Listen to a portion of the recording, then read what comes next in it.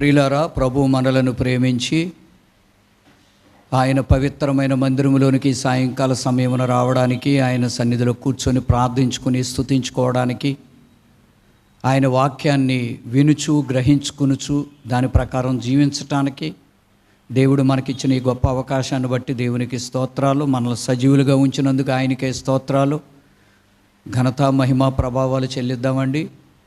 అలాగే ఈ 12వ రోజు ఒకవేళ కొందరు నామకార్థంగా ఈ దినాలు గడపచ్చు, కొందరు ఆచారభద్రంగా గడపచ్చు. కానీ మనం ఆ ఉద్దేశంతో లేము. మనకి ఎన్నో పనులు ఉన్నాయి, ఎన్నో అవసరాలు ఉన్నాయి. ఈ ప్రాణం విలువైనదని, ప్రాణం దేవుడిచ్చిందని, మనం జీవించుచున్న ఈ జీవితము దేవుడు కృపతో మనకిచ్చిన బహుమతి అని, మరి మనం ఎప్పుడో చనిపోవలసి ఉండగా పాపమును బట్టి మరి యేసయ్య మన స్థానంలో చనిపోయి, ఈ లోకంలో ఎవ్వరూ చనిపోలేదు, ఆయన మాత్రమే మన స్థానంలో చనిపోయాడు. కారణం ఏంటంటే యేసయ్యే మనల్ని సృష్టించాడు. కాబట్టి మరి ఏ తల్లిదండ్రులైనా పిల్లల్ని నవమాసాలు మోసి కన్నప్పుడు వాళ్ళే పెంచాలి, వాళ్ళే పోషించాలి, వాళ్ళే వాళ్ళ కష్టాల బాధలలో ఆదుకొని మరణం వరకు తోడై ఉండాలి. అలాగే మన ఆత్మకు తండ్రి అయిన, తల్లి తండ్రి అయినటువంటి యేసుక్రీస్తు ప్రభువారు మనం బ్రతికినంతకాలం మనల్ని కాపాడే బాధ్యత, పోషించే బాధ్యత ఆయన మీద పెట్టుకున్నాడు. అందుకే మనం మాటి మాటికి తప్పిపోయి పడిపోతుంటే మనల్ని ఓర్చుకుంటూ, సహిస్తూ, క్షమిస్తూ, మనల్ని ప్రేమిస్తూ, మనం అడిగినా అడగకపోయినా సాయం చేస్తాడు, మనం ప్రార్థించినా ప్రార్థించకపోయినా స్వస్థపరుస్తాడు. అలాగని దేవుడే చూసుకుంటాడులే అని మనం దేవునికి దూరంగా ఉండకూడదు. ఆయన్ని ఎంతగా మనం స్తుతించాలో అంత స్తుతించాలి, ఎంతగా ఆయన పాదాల యొద్దకు వచ్చి మనం ప్రార్థించాలో అంత ప్రార్థించాలి. అదే భక్తి, విశ్వాసం అంటారు. అవి మనలో పుష్కలంగా ఉండాలి. మనము ఆయనని రోజు స్తుతించాలని, ఆయన్ని కలుసుకోవాలని ఈ పరిశుద్ధ గ్రంథాన్ని దేవుడిచ్చాడు. ఈ గ్రంథం చదువుట ద్వారా, ప్రతిరోజు ప్రార్థించుట ద్వారా మనం దేవుని దగ్గర కూర్చుని మాట్లాడుకుంటాం. ఆయన మనతో మాట్లాడతాడు, మనము దేవునితో, దేవుడు మనతో మాట్లాడుకుంటామే. అది భక్తి జీవితం. కాబట్టి మనము యేసయ్య ఎవరో, ఎందుకు వచ్చాడు, ఆయనకి మనకున్న సంబంధం ఏంటని 11 రోజులుగా తెలుసుకుంటూ ఉన్నాము. ఈ 12వ రోజు ప్రభువుని తెలుసుకోవాలంటే మన వాక్యాన్ని ధ్యానించాలి. ఆయన ఎలాంటి వాడు, ఆయనకి మనకు సంబంధం ఏంటి, మన కోసం ఏం చేశాడు, మనం ఆయన కోసం ఏమి చేయాలి, మన జీవితం ఎలా ఉంటుంది, ఎలా ఉండబోతుంది, మనం ఏమవుతాము, మనకు అంతం ఉందా. ఈ జీవితంలో అన్నీ సంపాదించి ఒకానొక టైంలో చచ్చిపోతారు. వృద్ధాప్యం వచ్చి 100 సంవత్సరాలు బ్రతికి వృద్ధులై, కంటి చూపు తగ్గి, మాట తగ్గి, బలము తగ్గి, తినలేక చనిపోయేవాళ్ళు కొందరైతే, హార్ట్ అటాక్లు వచ్చి చనిపోయేవాళ్ళు కొందరు, రోగములు వచ్చి చనిపోయేవాళ్ళు కొందరు, బలవత్కారంగా ఆత్మహత్యలు చేసుకుని చచ్చిపోయేవాళ్ళు కొందరు, బతకాలని ఆశ ఉన్నా తెలియకుండానే యాక్సిడెంట్స్ అయ్యి రకరకాల గొడవలు పెట్టుకుని ఒకళ్ళనొకళ్ళు చంపుకునే విధానాలు, మరణం ఎన్నో రకాలుగా ఉంది. కానీ దేవునితో మాట్లాడుతూ ఉండగా, దేవునితో పాడుతూ, ఆనందిస్తూ, ప్రార్థిస్తూ ఉండగా యేసయ్య మన మధ్యకు వచ్చి మనల్ని తీసుకెళ్ళిపోతాడు. అలాంటి వాళ్ళకి మరణ బాధలో, యాతనలో ఉండవండి. అందుకే మనం దేవుని విశ్వాసంతో నమ్మాలి. ప్రభు దగ్గరికి వచ్చిన వాళ్ళు నిష్కల్మషమైన హృదయము, నిష్కాపట్యమైన మనస్సులు మనకు ఉండాలి. ఇంకా మన నోట్లో అబద్ధపు మాటలు, గాయపరిచే మాటలు, పాపపు తలంపుల ఆలోచనలు ఉండకూడదు. ఈ రోజుల్లో భక్తిహీనులు మనల్ని చెడగొడతారండి, వాళ్ళ మాటల ద్వారా రెచ్చగొడతారండి, వాళ్ళ మాటల ద్వారా కృంగదీస్తారు. భక్తిహీనుల మాటలు అస్సలు మనం వినకూడదు, అవి మనకు వినబడకూడదు, అవి మన దగ్గరికి రాకూడదు. కాబట్టి ఎప్పుడూ కూడా మన పని ఏంటో మనం చేసుకుంటూ మన కుటుంబంలో దేవుడు ఉండేటట్లు చూసుకోవాలి. అప్పుడు భార్య, భర్త, పిల్లల మధ్యలో ప్రేమ, అనురాగం, సంతోషం, ఆనందం, బలం. అబ్బా, దేవుడు ఆ ఇంట్లో ఉంటే మన ఇల్లు ఏదేను అనోలా ఉంటుంది. ప్రభు మన ఇంట్లో ఉంటే పరలోకానందం ఉంటుంది. మన ఇల్లునే పరలోకంలో చేసుకోవాలండి, మన ఇంటిని మందిరంగా చేసుకోవాలి. అన్నాడు కదా, పరలోక రాజ్యం మీ మధ్యనే ఉంది. పరలోకం ఎలా ఉంటుందో ఒకసారి ఊహించుకుంటే అది మన మధ్యలో ఉందన్నాడు. కాబట్టి ఆ గొప్ప మాటలు చెప్పిన దేవుడు ఈరోజు మనతో కొన్ని మాటలు మాట్లాడాలని ఇష్టపడుతూ ఉన్నాడు. మత్తయి 27వ అధ్యాయము 28 అధ్యాయాలు మిగిలిన వీటి ద్వారా మాట్లాడుకున్న తర్వాత మరి ప్రభు యూదులకైనా ఇశ్రాయేలీయులకైనా ఈ ప్రపంచంలో ఉన్న ప్రజలందరికీ ఒక శుభ సందేశాన్ని చెప్తా ఉన్నాడు.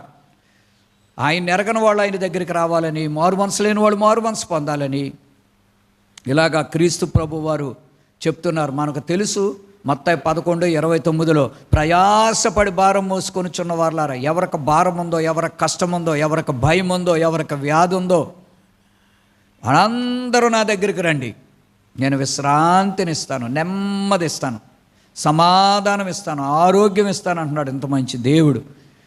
అలాగే ప్రజలందరికీ చెప్పి తన వైపు తిప్పుకున్నాడు ఆ దేవుడు. ఎందుకంటే నా గొర్రెలు నా స్వరము వినును, అవి నన్ను వెంబడించును అన్నాడు. అంటే మనం యేసయ్య మాట వింటే ఆయన వెంబడించి ఇరుకు మార్గంలో పరలోకాన్ని ఆయన మనలను పరలోకం తీసుకెళ్తాడు. అందుకు మనం ఆయన వెంబడించాలి. ఈరోజు కొన్ని ప్రాముఖ్యమైన మాటలు ఇక్కడ మనం చూద్దాం. 27వ అధ్యాయంలో మనము 1-2 వచనాల నుండి మనం చూస్తే యేసయ్యను చంపడానికి ప్రధాన యాజకులు, మరి పెద్దలు, అధికారులు, పిలాతు వీళ్ళందరూ కూడా శాస్త్రులు, పరిచయులు ప్లాన్ వేసుకున్నట్లుగా మనం చూస్తాం. ఆ 3వ వచనం నుండి 10వ వచనం చూస్తే ఇస్కరియోతు యోధా చేసినటువంటి ద్రోహాన్ని బట్టి, అతడు దేవుని డబ్బు దొంగిలించటాన్ని బట్టి శిష్యులందరినీ కూడా చెదరగొట్టి ప్రభువుని ముద్దు పెట్టుకొని ప్రభువుని మరణానికి అప్పగించి 30 నాణ్యాలకి వెండి నాణ్యముల కొరకు అమ్మివేయటం అంటే దేవుణ్ణి అమ్మివేసినటువంటి శిష్యుడు. కాబట్టి దినాన్న మనం తెలుసుకోవాల్సింది ఏంటంటే యేసయ్య బిడ్డలుగా క్రైస్తవత్వాన్ని, సత్యాన్ని, ప్రేమను, పరిశుద్ధతను అమ్మేసుకోకూడదు. మనం నీవు సత్యమును కొని ఉంచుకొని ఉంది, జ్ఞానాన్ని కొని ఉంచుకొని సామెతలో చెప్పాడు. కానీ అక్కడ 7వ అధ్యాయంలోకి వెళ్తే సామెతలో శరీరాన్ని వ్యభిచారానికి అమ్మేసుకునేవాళ్ళు ఉన్నాం, ఉద్యోగాలను అమ్మేసుకునేవాళ్ళు, లంచాల కొరకు, శరీరేచ్ఛల కొరకు, తిండి కొరకు. మనల్ని మనం అమ్ముకోకూడదండి. మనల్ని విలువ పెట్టుకున్నాడు దేవుడు. మనం అమ్మితే దేవుడికే అమ్ముకోవాలి. మనల్ని దేవుడు కొన్నాడు, ఆయన కొనుక్కున్నాడు. మనం వేరే సైతానికి అమ్మేసుకోకూడదు. మనం ఒకళ్ళ కొనేసుకున్న తర్వాత మనం ఇంకొకళ్ళకి అమ్ముకోలేము. యేసయ్య తన రక్తంతో మనల్ని కొన్నాడు. కాబట్టి ఇక్కడ మనం ఏం చూస్తున్నామంటే ఈ ప్రజలందరూ కూడా దేవుడు ఇన్ని మంచి మాటలు చెప్పుకుంటూ వస్తాడు. ఇన్ని రోజులు మనం ఏం ధ్యానించాం? ఈ 11 రోజులు ప్రేమగా ఉండండి, క్షమించుకోండి, నా మాట వినండి, మీకు ఆరోగ్యం ఇస్తాను, నెమ్మది ఇస్తాను, సంతోషం ఇస్తాను, దీర్ఘాయువు ఇస్తానని ఎన్ని చెప్పుకొచ్చి మీరు అబద్ధం ఆడకండి, వ్యభిచారం చేయకండి, మోసం చేయకండి, ఒకరికొకరు అన్యాయం చేయకండి అంటే ఈడవడని మాకు చెప్పడానికే అని పగబట్టి ఆయన్ని ఎలా చంపా? ఈయనంటే మనకు చెప్పడం మా ఇష్టం, మేము ధనవంతులం, బలవంతులం, బలహీనుని పడగొడతాం, మా శరీరీచ్చలు నెరవేర్చుకోనక ఎవరినైనా పాడు చేస్తాం. ఇలాంటి తత్వంతో నిండిపోయి ఉన్నారన్నమాట ప్రజలు. ఈయన మాకు భక్తి చెప్పడం ఏంటి? ఒక కార్పెంటర్ కొడుకు, ఆఫ్టర్ ఆల్ ఇతను ఎంత, ఇతని కులం ఎంత, ఇతని చదువు ఎంత, ఇతని జ్ఞానం ఎంత, ఇతని మందిరం ఎంత, ఇతని సంఘం ఎంత, ఇతను మనకు చెప్పడం ఏంటి? మన పెద్ద సంఘాలు మనకు బోళ్ళు అంత అనుభవం. ఎవరో శాస్త్రులు, పరిచయాలు వాళ్ళ గుణంతో ఈయన చెప్పే ప్రతిదానికి ఎందుకు వాళ్ళ కోపం వచ్చి చంపేయాలనిపించిందంటే వాళ్ళ నెరవేర్చట్లేదు. అది వాళ్ళలో మంచి లేదు. ప్రభు ఎప్పుడైతే ఏం మాట్లాడుతున్నాడో ఆ తప్పులు వాళ్ళలో ఉండి అవి దిద్దుకుని పశ్చాత్తాపడటానికి మనసు రాక కోపం వచ్చేసి శాపనార్థాలు పెట్టేస్తున్నారు. ఎలాంటి శాపం పెడుతున్నారు? 25వ వచనంలో చూస్తే వాని రక్తం మా మీద, మా పిల్లల మీద ఉంటుంది, తను చంపేయండి అంటున్నారు. చూసారండి, దేవుణ్ణి చంపేయండి అన్నారండి. ఈ మాటలు మనం తర్వాత రాబో దినాల్లో ధ్యానించుకుంటాం. ప్రస్తుతం ఏం ధ్యానిస్తున్నామంటే క్రీస్తు లోకానికి వచ్చి నేనే దేవుణ్ణి, నేనే మిమ్మల్ని సృష్టించాను, నేనే ఆత్మగా మారి నేనే పరిశుద్ధాత్మను మీకు సదా తోడై ఉంటాను. అయితే మీరు వాక్యం చదవండి, ప్రార్థన చేయండి, నేను పెట్టే క్రమమును పాటించండి, నన్ను నమ్ముకోండి, నేను మిమ్మల్ని నడిపిస్తాను, ఏది కావాలన్నా నన్ను అడగండి, నేను ముందుండి మిమ్మల్ని నడిపిస్తాను అని దేవుడు చెప్పుకుంటూ ఆకలేసిన వాళ్ళకి అన్నం పెట్టాడు, అనారోగ్యంగా ఉన్న వాళ్ళని స్వస్థపరిచాడు. ఎవరికి ఏది కొరతగా ఉందో రోగాల నుండి స్వస్థత, ఆహారం లేనుడికి ఆహారం అలాగే ఇస్తూ అన్నిటికంటే ప్రాముఖ్యమైన మారు మనసు రక్షణ ఎవరైతే పొందలేదో వాళ్ళకు మారు మనసు రక్షణ అనుగ్రహించి దేవుడు పాపములు ఒప్పుకోమని చెప్పి వారి కొరకు ఈ రక్తాన్ని చిందించినట్లుగా మనం చూస్తూ ఉన్నాం. ఇన్ని చేసిన దేవుడు ఇంకో కొన్ని మాటలు చెప్పాడు, అవి కూడా మనం చూస్తాం. యేసు ప్రభు వారు మన పాపముల కొరకు అనేక శ్రమలు దెబ్బలు తిన్నట్టుగా మనం చూస్తాం. ఒక మాటలో చెప్పాలంటే, మరి గురువారం యేసయ్య ప్రభురాత్రి భోజనం ఇచ్చాడు, కానీ గురువారం ఎవరు ప్రభురాత్రి భోజనం ఇవ్వరు కదా, వాక్యాన్ని ప్రారంభమైతే ఇచ్చి ఆ రాత్రి కాడ యేసయ్య ఎక్కడికి వెళ్ళాడు? గెత్సెమనే తోటకెళ్ళి ప్రార్థన చేశాడు. చూడండి, గురువారం ఎవరైనా ఇస్తారా కమ్యూన్? బైబిల్లో ఉన్నది ఎందుకు నెరవేర్చరు? సొంత పద్ధతులు ఎందుకు పెట్టుకుంటారు? శుక్రవారం ఉదయం 6 గంటలకే పిలాతు దగ్గరికి తీసుకొని వచ్చినప్పుడు ఎంత ఆశ్చర్యం! అక్కడ 6 నుండి 9 గంటల లోపల 3 గంటల లోపల ఆయన అవమానపరిచి, హింసలు పెట్టి, కొరడాలతో కొట్టి, అలాగే ఉమ్మేసి, గుద్ది, ఇలాగ రకరకాలుగా 12 రకాల హింసలు 3 గంటల్లో పెట్టి ఆయన బాధ పెట్టి ఆయన్ని చంపేసినట్లుగా మనం చూస్తాం. ఇక్కడ ఈ 27వ అధ్యాయంలో 27వ వచనము నుండి 31వ వచనం వరకు మనం చూస్తే, ఇక్కడ అధికారులు సైనికులు ఏం చేశారని ఉంది? 5 కార్యాలు చేశారు. ఒకటే, ఆయన వస్త్రాలు తీసేశారు. అవమానం కదండి, ఒంటి మీద ఉన్న బట్టలన్నీ తీసేస్తే. ఈనాడు యథార్థంగా ఉన్న క్రైస్తవులు బట్టలోడు తీసి రోడ్ల మీద నడిపిస్తున్నారండి. ఎందుకు నడిపించబడుతున్నారు? ఆనాడు దేవుడు అనుభవించాడు. రెండవది, ముళ్ళ కిరీటం తల మీద పెడితే అది గుచ్చుకుని రక్తం అంతా కళ్ళల్లో ముఖమంతా కారిందండి. ఎందుకో తెలుసా? అంతా ఈ తలతోనే మనం పాపం చేస్తున్నామండి.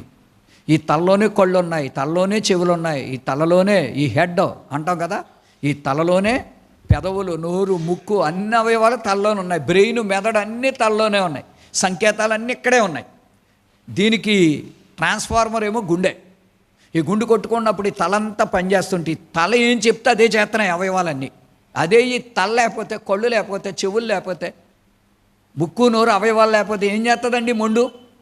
కాబట్టి అన్ని అవయవాలు ఇవే చేస్తున్నాయి. కాబట్టి దానికి బదులు మనం చేసిన పాపాలకు ఆయన తలకు ముళ్ళు కిరీటం పెట్టారు. రక్తం కారుతా ఉంది. మూడోది, ఒక రెల్లు ఆయన కుడి చేతిలో పెట్టి ఆయన పరిహసిస్తున్నారండి. ఏది నీ దండం? ఇది నీ రాజదండం, ఇది గోల్డెన్ స్కెప్టర్, నువ్వు రాజు కదా, నీది రాజదండం అని గేలి చేస్తూ పరిహసిస్తూ ఆయన కొట్టి మరి ఆయన అనేక హింసలు చేస్తున్నారు. నాలుగోదిగా, ఆయన ఎదుట మోకాళ్ళుని దండం పెట్టి, నువ్వు దేవుడు కదా, నువ్వు రాజు కదా అని పరిహసించి అపహసించి గేలి చేస్తున్నారండి, అవమానపరుస్తున్నారండి యేసయ్యని. ఆ తర్వాత ఐదవదిగా ఆయన మీద ఉమ్మి వేశారండి, క్యాండర్కి ఇచ్చి ముఖం మీద ఉమ్మి వేశారండి దేవుడు. ఎంత అందరికంటే అందమైన దేవుడు. ఆయన ముఖంలో కోపం లేదే, ఆయన ముఖంలో ద్వేషం లేదే, ఆయన కళ్ళల్లో పాపం లేదే. ఏంట్రా బాబు ఈయన కొట్టేలా కనబడుతున్నాడు, ఈయన మాటలేంట్రా కత్తిపోటులాగా ఉన్నాయి, ఏంట్రా ఈయన ముఖం అలా పెట్టుకున్నాడు, ఏంట్రా అంత అందవిహీనంగా ఉన్నాడు, చూడటానికి అసహ్యం వేస్తుంది, చూడటానికి భయం వేస్తుంది అని ఎవ్వరూ చెప్పలేని విధంగా ఆయనకి ఎంతో అందమైన స్వరూపం, ఎంత చూసినా తనివి తీరని ముఖం, ఎంత మాట్లాడుతున్నా ఆయన వినాలనే అనిపించే మాధుర్యం, అంత మంచి దేవుణ్ణి ఆయన ముఖం మీద ఉమ్మేశారండి. మన పాపాన్ని బట్టండి, మన నోట్లో ఉన్న పాపమలండి. ఈ నోటితో ఇంకా ఎవరైతే అబద్ధాలు, బూతులు, తప్పుడు మాటలు మాట్లాడతారో వాళ్ళ నోటితోనే, వాళ్ళ నోట్లో ఉన్న లాలాజలంతో ప్రభు ముఖం మీద ఉమ్మేసినట్టు కాదా?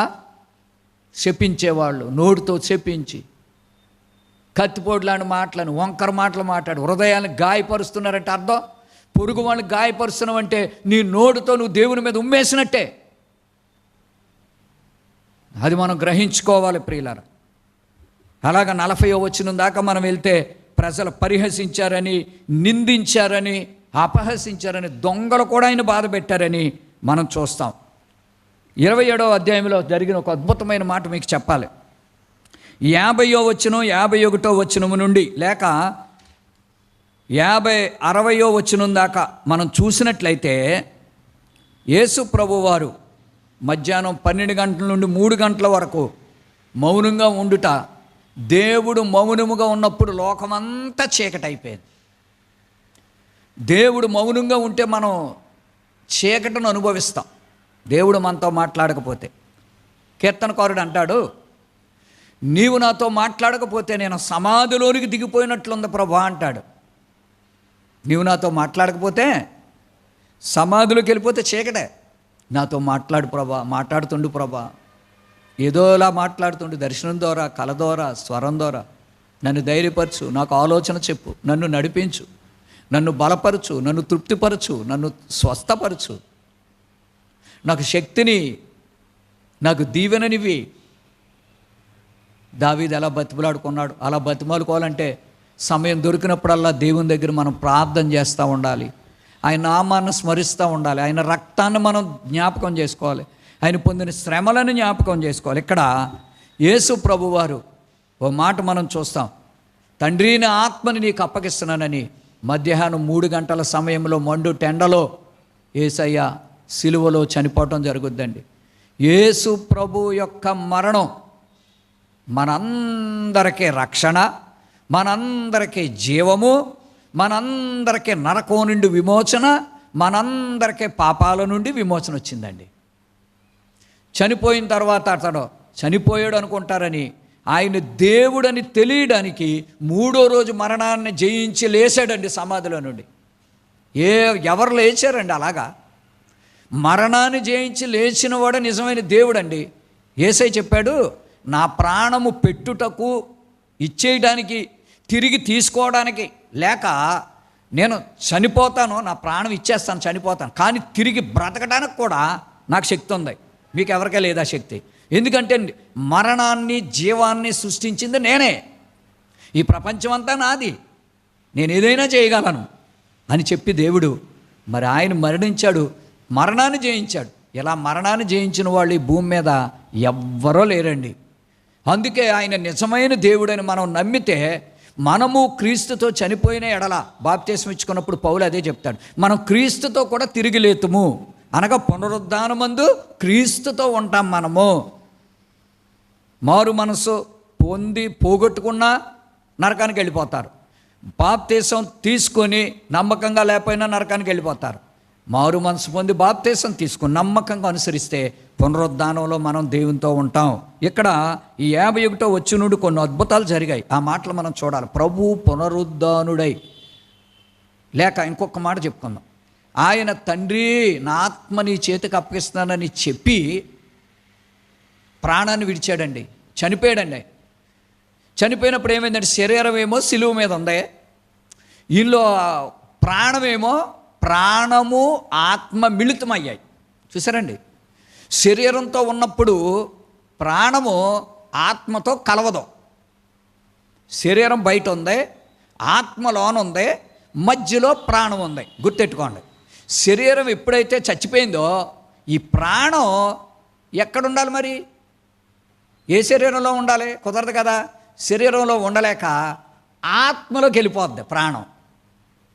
అప్పుడు సర్వశక్తి కలిగిన ఆత్మగా మారిపోద్ది, పరిశుద్ధమైన జీవము కలిగిన ఆత్మగా మనం మారిపోతాం. అప్పుడు దాకా ఆత్మ మౌనంగా ఉంటుంది, అప్పుడు నుంచి ఆత్మ మాట్లాడుతుంది. ఆత్మే యేసుక్రీస్తే ఆత్మగా మారిపోతాడు. మీకు అర్థమైందండి? ప్రాణం ఏమవుద్ది? ఎక్కడికి వెళ్తుంది? ఎవరిలోకి వెళ్తుంది? కుక్కలోకి నక్కలోకి వెళ్తే ఇంకో జన్మ లేదు. ఈ మనిషిలో ఉన్న ప్రాణం ఆత్మలోకి వెళ్ళిపోద్ది, మన లోన ఉన్న ఆత్మలోకి వెళ్ళిపోద్ది. అప్పుడు ఆత్మతో నిండిపోతాం. అప్పుడు ఏం జరిగిందంటే ఇక్కడ చూద్దాం. ఆయన చనిపోయినప్పుడు మొట్టమొదటిగా దేవాలయపు తెర 51వ వచనం నడిమికి చిరిగిపోయాను, 2గా చిరిగిపోయింది. దేవాలయం తెర, దానికి ఒక అర్థం ఉంది. దేవునికి 2గా చెడిపోయిందంటే అర్థం ఏంటంటే, మోషేకి మందసం చేయమని చెప్పినప్పుడు పరిశుద్ధ స్థలం, అతి పరిశుద్ధ స్థలం అని దేవుడు పెట్టాడు. ఆ అతి పరిశుద్ధ స్థలములోకి మాత్రమే యాజకుడు వెళతాడో, మనలాంటి పాపులు విశ్వాసులు ఎవరు వెళ్ళలేరు. అదేం చేశాడంటే, దేవుడు ఆ తెర చింపేశాడు. యాజకుడులారా, లేవీయులారా, యాజకులారా, ఇంక మీరు ఎవరు వద్దులే, మీరెంతో బాప్తిసం తీసుకున్న వాళ్ళంతే, మారు మనసు పొందిన వాళ్ళంతే, రక్షణ పొందిన వాళ్ళంతే, నన్ను నమ్మిన వాళ్ళంతే, బైబుల్ చదివే వాళ్ళంతే, కాబట్టి మీరందరూ సమానమే, ఎవరైనా నా దగ్గరికి రావచ్చు, నన్ను చూడొచ్చు, నాతో మాట్లాడొచ్చు, స్వయముగా వాళ్ళగా నాకు అర్పించుకోవచ్చు. ఇంతకుముందు ఎవరో వాళ్ళ అర్పణ తెచ్చి యాజకులకి ఇస్తే వాళ్ళు అర్పించేవారు, కానీ ఇప్పుడు డైరెక్ట్గా దేవునికే మనం ఇచ్చుకోవచ్చు అంట. అనే ఒక ఉదాహరణకు, ఒక వ్యక్తి కానుక తెచ్చి దేవుని చందాలు వేస్తున్నాడంటే అర్థం ఏంటి? సేవకుడికి ఇవ్వట్లా, మధ్యవర్తికి ఇవ్వట్లా, దేవుడికి డైరెక్ట్గా ఇచ్చినట్టు అనమాట అండి. ఇది అర్థం కాక ఇది నాటకం, చందాలు పోగేసుకున్నారు అలాగనుకుంటారు, చాలా తప్పండి, అది కాదండి. అందుకే సేవకుల చేతితో తీసుకున్నట్టు కంటే చందాలో వేయటం చాలా గొప్పది. సేవకుడు కనబడేలాగా ఎక్కువ డబ్బులు ఇస్తారు, ఆయన చూసుకుంటాడని. అదే చందాలో వేస్తే తక్కువ వేస్తారు, ఎవరు చూడరని. అది తప్పు కదా. చందా బాక్స్ని ఎవరు చూస్తారు? దేవుడు చూస్తాడు. చేతులు ఇచ్చే కానుకని ఎవరు చూస్తారు? సేవకుడు చూస్తాడు. నీకు సేవకుడు చూడాలా, దేవుడు చూడాలా? సేవకుడు ఇవ్వాలా నీకు ప్రతిఫలం, ఆశీర్వాదం? దేవుడు ఇవ్వాలా? అందుకే తెలియకుండానే ఎక్కువ దేవుని సన్నిధిలో వేయాలి. అది చెప్తా. దానికోసమే తెర గురించి చెప్పడ్డాడు. చాలా ఉంది, కొంచెం క్లుప్తంగానే మనం మాట్లాడు. రెండోది, భూమి వణికెను. దేవుడు చనిపోయాక చూసారా, ఆయన దేవుడికి అటు భూమి భయపడిపోయిందంట. ఎందుకంటే భూమి వణకడం అంటే ఇందులో కార్యం జరిగిందండి. ఆ కార్యం మీకు చెప్తాను. భూమి ఎందుకు వణికిందంటే షేక్ అయింది. ఈ భూమి ఎందుకు షేక్ అయిందంటే భూమి పగిలిపోయింది, కదిలి పగిలింది. పగిలిపోయి భూమి కిందకే దారి ఏర్పడ్డది.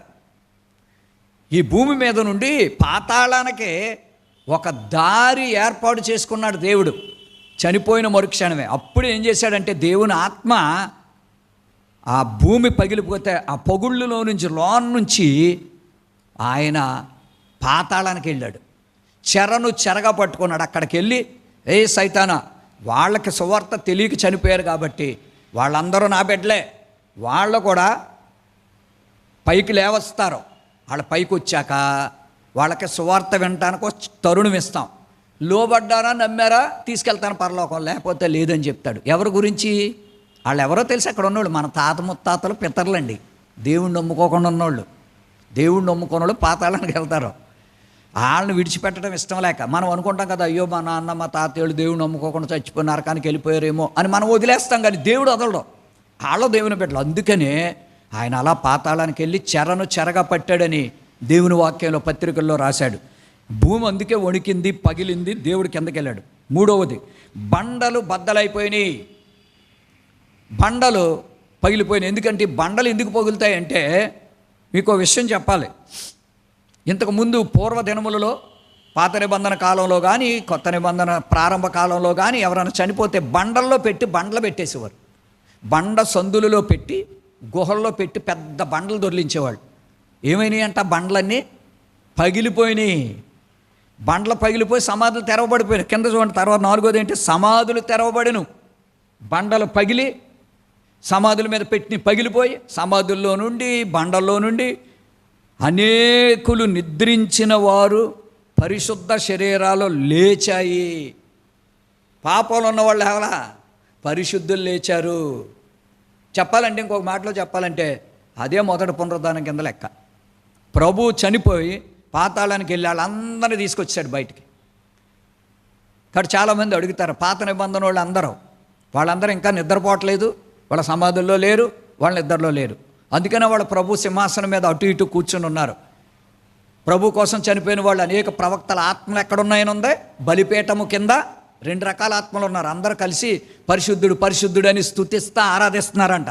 ఇంకో గుంపు ఉంది. వాళ్ళు ఎవరంటే యేసు ప్రభు కొరకు శ్రమలో, హింసలో, కష్టాలు, మరణాలు అనుభవించి చచ్చిపోయిన వాళ్ళు, హతసాక్షులు అయిపోయిన వాళ్ళు. ప్రభా, ఎంతకాలం ఈ భూమిని వదిలేస్తావు?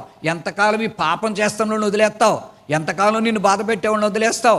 మమ్మల్ని చంపేశారు కదా అర్ధంతరంగానే. వాళ్ళకి తీర్పు తీర్చని ప్రార్థన చేస్తుంటారట. మనం అబద్ధమాడి మోసం చేసి తప్పులు చేస్తే మనకే శిక్ష వెయ్యమని పరలోకంలో ఒక గుంపు మొరపెడతాదండి. ఈడు వ్యభిచారీడు, ఈడు ఆడపిల్లను పాడు చేశాడు, ఈడు దేవుని డబ్బును దోచుకున్నాడు, ఈడు క్రైస్తవ కుటుంబాన్ని బాధ పెట్టాడు, వాడికి ఎప్పుడు శిక్ష ఎత్తావని మన పక్షంగా కొంతమంది పరిశుద్ధులు ప్రార్థన చేస్తారంటే చాలా అద్భుతమైన విషయం బైబిల్లో రాసింది. కాబట్టి అట్టి సమాధులు తెరవబడి పరిశుద్ధులు లేస్తారు. తర్వాత వాళ్ళ లేచి అనేకులు కనబడ్డారంట. వాళ్ళందరూ లేచి ఏం చేశారండి? అందరికీ కనబడ్డారట. ఇది ఎంత అద్భుతమైనటువంటి విషయమో ఒకసారి చూడండి బిడ్డలారా. తర్వాత మనం ఏం చూస్తున్నామంటే, ఆ తర్వాత ఇదే అధ్యాయంలో 27వ అధ్యాయంలో మరొక మాట మనం చూస్తాం. 55, 56 వచనాలలో మనం ఏం చూస్తామంటే, స్త్రీలు ప్రభువుని వెంబడించడం చూస్తాం. సిలువ మోసినప్పుడు స్త్రీలే వెంబడించారు. ఆయన శ్రమలు పడుతున్నప్పుడు, చిత్రహింసలు చేస్తున్నప్పుడు, హేరోదు శిక్ష వేసిన, పిలాతు శిక్ష వేసిన, పాపం స్త్రీలు కూడానే వెంబడిస్తూ ఏడుస్తూ ఉన్నారండి. ఏడుస్తున్నారు. వాళ్ళే చనిపోయినప్పుడు కూడా సహాయం చేసి మరి అత్తరు ఇవన్నీ పూసి అర్మిత యోసేపుతో సహా ఆయన సమాధిలో పెట్టినప్పుడు కూడా ఉన్నారండి. బహు తక్కువ మంది అండి యేసుప్రభు చనిపోయినప్పుడు. ఈ రోజుల్లో రాజకీయ నాయకులు, పెద్ద క్రైస్తవ పాస్టర్లు చచ్చిపోతే వేల కొలది మంది శవాలు తీసుకెళ్లారు కదా. అసలే అహరోను చచ్చిపోతే ఎవరో తీసుకెళ్ళలేదు, ఇద్దరే వెళ్ళారు. మోషే, అహరోను కొడుకు. అహరోను కొడుకు మోషే. మీరు పైకి రండి అన్నాడు, ముగ్గురే వెళ్ళారు. అక్కడ అహరోను చచ్చిపోయాడు, అక్కడే సమాధి చేసి కప్పెట్టి వచ్చారు. అంటే అహరోను మరణం అంత భయంకరమా? వాళ్ళు ఏడ్చారు చాలా దినాలు ఉపవాసం ఉండి. కానీ కొందరు మరణాలు అలా ఉంటాయి, కొందరు సమాధులు అలాగ ఉంటాయి. సమాధి మరణం ఎంతమంది వచ్చారు, ఏం చేశారు కాదు, పరలోకం వెళుతున్నామా లేదా చాలా ముఖ్యం, చాలా కదండి. కాబట్టి ఇక్కడ అద్భుతం ఏంటంటే స్త్రీలని దేవుడు అందుకే ఎన్నుకున్నాడండి. స్త్రీలండి వెనకబడ్డారంటే కుటుంబం వెనకబడిపోద్దండి. స్త్రీలు వెనకబడితే కుటుంబాలు నాశనం అయిపో, స్త్రీలు సొణుక్కున్నా, స్త్రీలు విసుక్కున్నా, స్త్రీలు ప్రార్థన మానేసినా, స్త్రీలు అన్నిట్లో తగ్గిపోయినా, భర్త ఎన్ని తిప్పలు పడినా ఆ కుటుంబం వర్ధిల్లదండి. భర్తలు ఎన్ని తిప్పలు పడినా, అందుకే పడి పడి పడి పడి మగోళ్ళు ముందు చచ్చిపోతున్నారండి. ఆడవాళ్ళు చాలా మొండికెత్తి దుర్మార్గంగా ఉంటారు. వదిలేస్తాడు దేవుడు, సైతానికి వదిలేస్తాడు. అందుకే దుర్మార్గులు కూడా 100 సంవత్సరాలు బతుకుతారంటారు. మనస్సాక్షితో బాధపడుతున్న వాళ్ళే ముందుగా చనిపోతారు, వాళ్ళకే బీపీలు, షుగర్లు, రోగాలు. కానీ అందుకే ఓ మాట చెప్పాడు దేవుడు, స్త్రీలారా నా కోసం ఏడవకండి, మీకోసం, మీ భర్తల కోసం, మీ పిల్లల కోసం ఎంత కంచి చేయాలి, ఎంత ప్రార్థన చేయాలో, మీకేం కావాలో అత్తమాటు ప్రార్థన చేసి నాకు మొరపెట్టండి, నా దగ్గరికి రండి అంటున్నాడు. రావట్లేదు స్త్రీలు సరైన భక్తి కావట్లేదు. ఏంటంటే కూర్చుని చెడ్డ మాటలు మాట్లాడు. స్త్రీయే బలహీనం కదండి, స్త్రీయే కదండి పాపం తెచ్చింది లోకానికే. అదే చెప్పాడు దేవుడు అంటాడు, స్త్రీ వల్లే పాపం వచ్చింది, పురుషుడి వల్ల కాదు. అందుకే స్త్రీలు పురుషులకు లోబడాలి అని చెప్పాడు. పౌలు చెప్పాడు, పేతురు చెప్పాడు, కొత్త నిబంధన అంతా యేసయ్య చెప్పాడు, అందరూ అదే చెప్పారండి. అదే మనకు అర్థం అవ్వాలి. కాబట్టి స్త్రీలు చాలా జాగ్రత్తగా ఉండకపోతే సమాజం పాడైపోద్ది. స్త్రీల వల్ల ఎయిడ్స్, స్త్రీల వల్ల రోగాలు, స్త్రీల వల్ల సమాజం పెద్దదవుద్ది, స్త్రీల వల్ల మంచి జరుగుద్ది, స్త్రీల వల్ల కీడు జరుగుద్ది. స్త్రీల వల్ల జ్ఞానం గల స్త్రీ ఇల్లు కట్టును, జ్ఞానం లేని స్త్రీ ఇల్లు ఓడబెరుకును. కాబట్టి ఇక్కడ స్త్రీల గురించి మనం తెలుసుకుంటా ఉన్నాం ప్రియులారా. కాబట్టి పునరుద్ధానం అందు కూడా అదే స్త్రీలు వచ్చి పునరుద్ధానుడైన క్రీస్తును కూడా వాళ్ళే దర్శించుకున్నారు. చాలా అద్భుతమైన విషయం. తప్పులు చేసినా, పడిపోయినా స్త్రీలు లేచి పరిశుద్ధులై మళ్ళా దేవుని కలుసుకున్నారు. పరిశుద్ధ గ్రంథములో పాత నిబంధనలో కానీ క్రొత్త నిబంధనలో కానీ స్త్రీలకు ఒక ప్రత్యేకమైనటువంటి స్థానం దేవుడిచ్చాడు. అందుకనే ధర్మశాస్త్రములో లేవీకాండములోను, సంఖ్యాకాండంలోను, మరి ముఖ్యంగా లేవీకాండంలో అనేకమైన ధర్మాలు, సూత్రాలు ఆడవాళ్ళకే రాశాడు. కాబట్టి ఆడవాళ్ళకి ప్రత్యేక స్థానం ఇచ్చాడు. ఆడవాళ్ళు అందుకనే ప్రతి సంఘంలో కూడా ఎక్కువ ఆడవాళ్ళు వస్తారు, మగవాళ్ళు రారు. ఆడవాళ్ళు వచ్చినా కూడా ఎక్కువ ప్రార్థన చేస్తే, ఏకీభవిస్తే, మానకుండా వస్తే సంఘం అభివృద్ధి అయిపోద్ది. ప్రార్థన మానేయకూడదు. మానేసి నిర్లక్ష్యంగా సొణుక్కుంటూ ఇసుక్కుంటూ వస్తా, వారం వచ్చి వారం మానేస్తా, ఇలా ఉంటే మన సంఘం అందుకే అభివృద్ధి అవ్వట్లేదు. చాలా సంఘాలు అభివృద్ధి అవ్వవు అందుకనే. కాబట్టి ప్రియులారా, స్త్రీల కొరకు ప్రార్థిద్దాం. ఇంట్లో అది కూతురైనా, మేనగోళ్ళైనా, తల్లి అయినా, భార్య అయినా, చెల్లి అయినా, ఆడవాళ్ళగా ఉన్న ప్రతి ఒక్కరిని కూడా మనం ప్రోత్సహిద్దాం, ధైర్యపరుచుదాం, బలపరుద్దాం. మీ ప్రార్థన మా ప్రార్థన కంటే బలమైంది, మీ ప్రేమ మాకంటే గొప్పదే, మీ సాక్ష్యం మాకంటే గొప్పదే, మీరు ప్రసంగం మాకంటే గొప్పదని చెప్పాలి. వాళ్ళని పక్కన పెట్టకూడదు, వాళ్ళని ముందు పెట్టుకోవాలి మనం. ఏమంటే అలాంటప్పుడు దేవుడు గొప్ప అద్భుత కార్యాలు చేస్తాడు. చాలా ఆశ్చర్యమైనటువంటి విషయం. ఒక చిన్న విషయం చెప్పి ముగిస్తాను, చెప్పే ముందు నాకు గుర్తొచ్చింది ఇప్పుడే. అది స్త్రీకి మగోడికి ఉన్న విలువలో తేడా ఏంటనేది, విలువల్లో తేడా. ఒకసారి భార్యాభర్తలు ఇద్దరు బండి మీద వెళ్తున్నారంట. అటు ఇటు ఎక్కడ ఏమీ లేని కాడ బండి పెట్రోల్ అయిపోయి ఆగిపోయిందంట. మధ్యలో ఆగిపోతే అక్కడ నిలబడి కొంచెం బండి ఆపండి, కొంచెం పెట్రోల్ ఇవ్వండి, లేదా కొంచెం పెట్రోల్ తెస్తాండి. ఎవడ ఆపట్లేదు, ఎవడ ఏం చేయట్లేదట. కాబట్టి ఇలా చేస్తూ ఉంటే అప్పుడు అనుకున్నాడట ఆయన, భర్త అన్నాడట భార్యతో, చూడు నేను కొంచెం అవతలకి వెళ్ళిపోయా, ఆ తుప్పల చెట్ల చోటుకి వెళ్ళిపోతాను, నేను స్కూటీ తీసుకెళ్ళినట్టున్నారు. అప్పుడు నువ్వేం చేస్తావంటే, సార్ పెట్రోల్ అయిపోయింది లిఫ్ట్ అని నువ్వు అని చెప్తే ఈ భర్త ఎక్కడికో పక్కన తుప్పలో పోయాడంట. ఇప్పుడు ఒక్క ఆడావిడే ఉంది కదా, కనపడినోడు ఎలా ఆపేస్తున్నాడంట బండి. కనపడల్లా ఆపేసి ఏమైంది మిస్సు, ఏంటి కావాలండి, ఏం కావాలండి అంటే పెట్రోల్ అయిపోయిందండి. అంటే నేను తెస్తానని కిలోమీటర్ దాటి వెళ్ళిపోయి పెట్రోల్ బాటిల్ కొట్టుకుని పట్టుకొచ్చేసి బండిలో పోసేశారంట జనాలు. ఈ లోపల వీడు బయటకు వచ్చారు, ఒరే భర్త ఉన్నాడు రా అనుకుని పారిపోయారంట. చూసారు ఇప్పుడు ఎవరిని బట్టి విలువ వచ్చింది.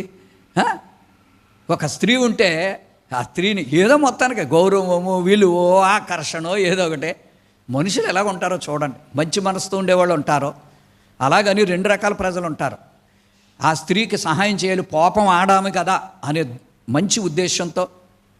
నేను ఒకసారి చూస్తున్నానండి, స్కూటీ మీద వెళ్తే పడిపోయారు అనుకోండి, అలా నిలబడి చూస్తున్నారండి. ఒక చోట ఒక ఆవిడని చూశానండి, అలా నిలబడి, ఎందుకంటే బండ్లు ఆపలేరు పాపం ఆడవాళ్ళు. ఎవరో బైక్ మీద వచ్చి ఆగి ఆ బండ్లు లేపి ఇస్తే అప్పుడు ఆ బండి ఎక్కి స్టార్ట్ చేసుకుని వెళ్ళిపోయాడు. ఆవిడ బలహీనంగా ఉన్న ఆడవాళ్ళని దేవుడు ముందు పెట్టాడు. ఆడవాళ్ళు లేకపోతే మనకి కిచెన్ లేదు, మనకు భోజనం లేదు, ఒక ఇల్లే పాడైపోద్దండి. ఎంత భయంకరంగా ఉంటుందంటే కళకళలాడుతూ ఉండదండి ఇల్లు. అది ఎంత బాధ ఉంటుందో. ఒక స్త్రీ మంచం పడితే భర్తకా బాధ, పిల్లలకా బాధ, ఏంటో తెలియదు కదా. కాబట్టి స్త్రీకి చాలా బాధ్యతలు ఇచ్చాడు దేవుడు. పురుషుడు ఒంటరిగా ఉండుట మంచిది కాదు. మరి స్త్రీని ఎందుకు ఇచ్చాడు అనుకున్నారో? పురుషుడు చేయలేని పనులు స్త్రీ చేయాలి. ఒకవేళ పిల్లల యొక్క భవిష్యత్తు మర్చిపోయినా, ఇంటిని సర్దుకోవటం మర్చిపోయినా, ఇంట్లోకి ఏం కావాలో మర్చిపోయినా అన్నీ స్త్రీ పెట్టుకోవాలి. అలా కాకుండా స్త్రీయే రోడ్డు అమ్మడ తిరిగేదిగా ఉందనుకో, కుటుంబం సర్వనాశనం అయిపోతుంది. కాబట్టి స్త్రీలకు చాలా ప్రాముఖ్యం ఇచ్చాడు. అమ్మ అని పిలిచాడు ప్రతి వాళ్ళని. ఓ వ్యభిచార స్త్రీని అమ్మ అన్నాడు, ఓ మోసగత్తిని అమ్మ అన్నాడు, ఓ పాపం పట్టినామని అమ్మ అన్నాడు, ఓ దెయ్యం పట్టినామని అమ్మ అన్నాడు. అన్యులను దేవుణ్ణి ఎరగనోళ్ళు కూడా అమ్మ అనే పిలిచాడు. ఎంత అద్భుతమో కదా, దేవునికి ఎంత ప్రేమ. కాబట్టి మనం స్త్రీలను గౌరవిద్దాం, ప్రేమిద్దాం. వాళ్ళు కూడా తెలుసుకోవాలి, వాళ్ళు ముందు ఉండాలి భక్తిలో. మన సంఘంలో అలా ఉంటేనే మన సంఘాలు అభివృద్ధి అవుతాయి. దేవుడి వాక్యాన్ని దీవించునుగా. ప్రార్థన చేసుకుందాం.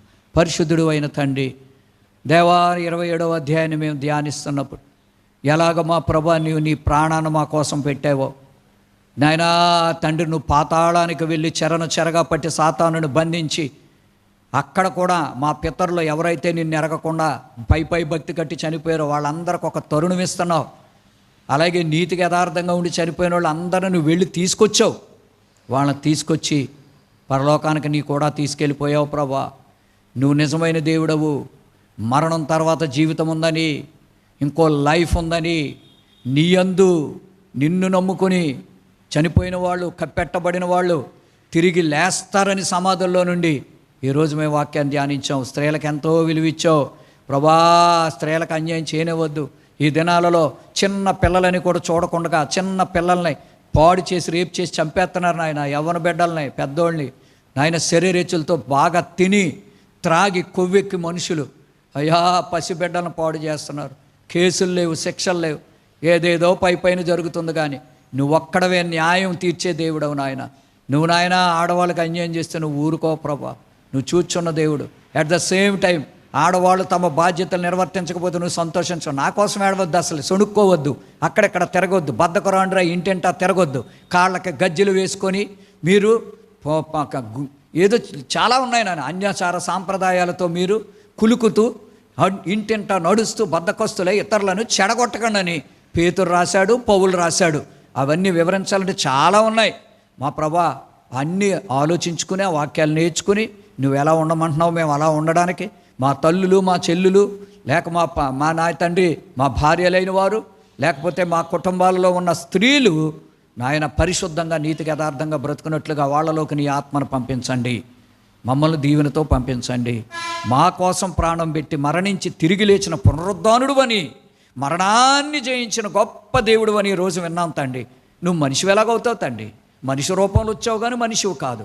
నువ్వు దేవుడు అని ఈరోజు మేము తెలుసుకున్నాం. ఆ విధంగా దేవుడు కానీ నిన్ను కొలిసేవాళ్ళంగా మమ్మల్ని చేయండి. నీ దీవెనతో మమ్మల్ని పంపించండి. యేసునామని మనవులు అడుగుచున్నాము తండ్రి, ఆమేన్. తండ్రి యొక్కయు కుమారుని యొక్కయు పరిశుద్ధాత్మ త్రియేక దేవుని సన్నిధి ఇప్పుడు ఎల్లప్పుడు సదా మీ అందరికీ తోడై ఉండును గాక. ఆమేన్.